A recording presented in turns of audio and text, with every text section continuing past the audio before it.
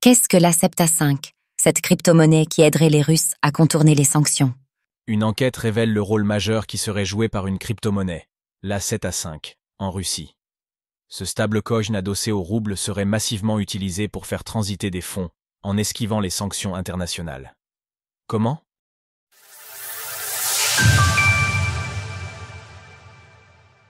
La Septa-5, une crypto-monnaie utilisée par les Russes pour esquiver les sanctions?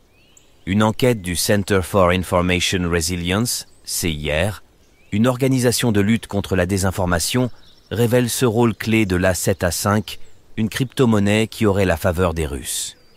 Créée en octobre 2024 par l'homme d'affaires moldave Ilan Shor via sa société Asset, la crypto-monnaie a dès le départ été pensée comme un moyen de faire transiter des fonds de manière souple. Régulée selon les lois du Kyrgyzstan, A7A5 fait la promotion de ses services sur son site. L'A7A5 est un stablecoin qui génère des revenus passifs simplement en le détenant. C'est le premier rouble numérique émis au sein des régulations du Kyrgyzstan, adossé à des dépôts fiat dans des banques fiables.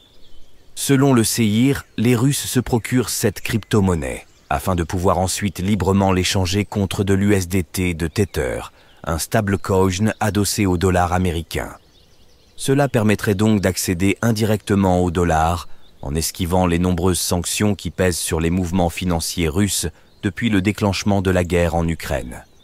Ce qui rend la manœuvre difficile à contrôler, selon le CIR, Asset a mis en place un système combinant monnaie fiduciaire et crypto-monnaie pour le transfert massif d'argent vers et depuis la Russie.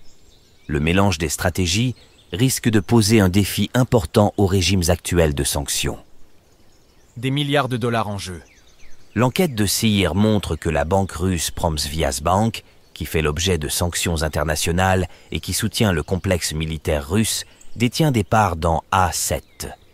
Ilan Shor, l'homme d'affaires à l'origine de A7 qui a déjà été condamné pour fraude en Moldavie, utiliserait des canaux illicites pour alimenter ses activités, toujours selon le CIR. La police moldave a documenté l'utilisation par Shor de financements illicites, y compris des crypto-monnaies, pour exercer une influence politique en Moldavie au service des intérêts russes. Selon le Financial Times, qui s'est penché sur l'affaire, les montants en jeu sont conséquents. 9,3 milliards de dollars de transactions auraient déjà eu lieu, alors que la capitalisation du stablecoin n'atteint que 150 millions de dollars. Ce rapport tend à confirmer que les Russes, tant au niveau étatique que du côté des particuliers, ont eu tendance à utiliser les crypto-monnaies face aux sanctions qui les ont frappés depuis plusieurs années. Source: CIR Financial Times. Retrouvez toutes les actualités crypto sur le site cryptost.fr.